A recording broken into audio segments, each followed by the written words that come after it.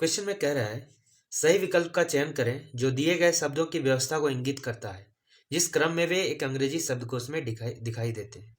तो इन सारे लेटर को जो 5 लेटर है इसको जो है इंग्लिश डिक्शनरी में जो लेटर्स होते हैं उसके अकॉर्डिंग अरेंज करना है। ठीक है। तो इसमें क्या है कि जैसे देखते हैं अगर सभी में जो है कॉमन है उसको कॉमन हटा देंगे तो hello hello hello hello hello 5 letter है। इसमें जो पहले 2 लेटर है एलो ये सभी में कॉमन है इसलिए इसकी हम बात नहीं करेंगे। अब नेक्स्ट अगर लेटर करेंगे तो देखते हैं एलो के बाद पहला में कितना है आई है, दूसरा में भी आई है, तीसरा में क्या है जी है, चौथा में भी थर्ड लेटर जी है और पांचवें में थर्ड लेटर जी है। यानी 2 टाइप के लेटर एलो के बाद एक तो आई हो गया एक जी हो गया। ठीक है। अब इसको अगर डिक्शनरी के अकॉर्डिंग अरेंज करेंगे तो क्या हो जाएगा। ठीक है, ये पहला और दूसरा में हो गया और ये तीसरा चौथा और पांचवा में हो गया। ठीक है। तो आई और जी में इंग्लिश अल्फाबेट में कौन सा लेटर आता है पहले जी वाला आता है यानी कि 3 4 5 हो गया। और नेक्स्ट जो आएगा ये तो पहले आएगा उसके बाद पहला और दूसरा वाला आएगा। ठीक है। उसके बाद क्या कह रहा है, उसके बाद कह रहा है कि अब 3 4 5 को आपस में अरेंज करेंगे। जैसे 3 4 5 की बात करें इसमें तीनों में जी कॉमन है। ठीक है। अब अगर पांचवें में देखें तो पांचवा के बाद तो कोई है ही नहीं लेटर। ठीक है, इसलिए 5 पहले हो जाएगा। और आई और ओ जो है जी के बाद आई और ओ है। आई और ओ में पहले कौन आता है आई आता है कि ओ आता है आई आता है यानी आई वाला कौन सा है तीसरा हो जाएगा और फिर कौन सा हो जाएगा चौथा हो जाएगा। यानी ये जो है आपस में अरेंज होके 5 3 4 पहले 5 आएगा फिर 3 आएगा फिर 4 आएगा। ठीक है। अब पहला और दूसरा में क्या आएगा आई वाला में पहला और दूसरा देखते हैं तो पहले वाले में देखते हैं लोएटर जो है कॉमन यहाँ भी लोएटर है और यहाँ भी लोएटर है। ई आर दूसरा में एक्स्ट्रा है यानी कि क्या है कि पहला वाला तो पहले पोजीशन पे होगा और दूसरा वाला दूसरे पोजीशन पे ही होगा। ठीक है, यानी ऐसे अरेंजमेंट हो गया। 5 हो गया फिर तीसरा लेटर आएगा फिर चौथा लेटर आएगा फिर पहला लेटर आएगा फिर दूसरा लेटर आएगा। यानी ये किस में है ये ऑप्शन नंबर ए में है इसलिए option number A is the correct answer. ये कोडिंग डिकोडिंग का क्वेश्चन इसमें कह रहा है कि हाउ आर यू को सो मी लो में कोड किया गया है, यू आर इंटेलिजेंट को द लो मी में कोड किया गया है और आर दे क्रेजी को मी का या में कोड किया गया है। तो ये देखते हैं कि मान लेते हैं पहला इक्वेशन हो गया ये दूसरा इक्वेशन हो गया और ये क्या हो गया तीसरा इक्वेशन हो गया। ठीक है। इन दोनों इक्वेशन में जो है आर जो है आर कॉमन तीनों में है और जो कोड किया गया उसमें भी जो है मी तीनों में कॉमन है यानी कि आर का जो कोड होगा वो क्या होगा मी होगा। ठीक है।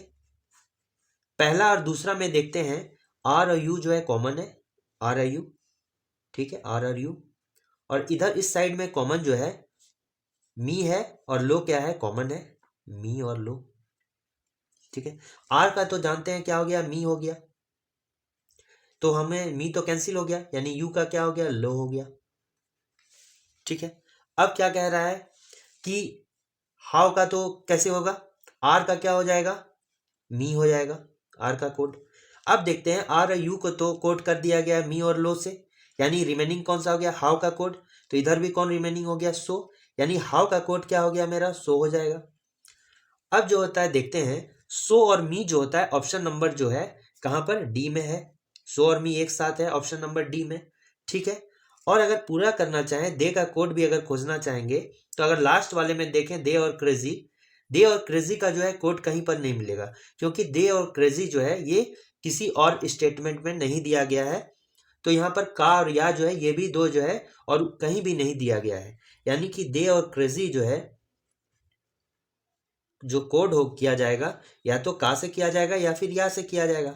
यानी कि दे को हम या तो का लिखेंगे या लिखेंगे और क्रेजी को या तो का लिखेंगे या लिखेंगे। यानी कि दोनों एक एक का कोड किया गया है जैसे दे का एक होगा इनमें से और क्रेजी का भी एक होगा।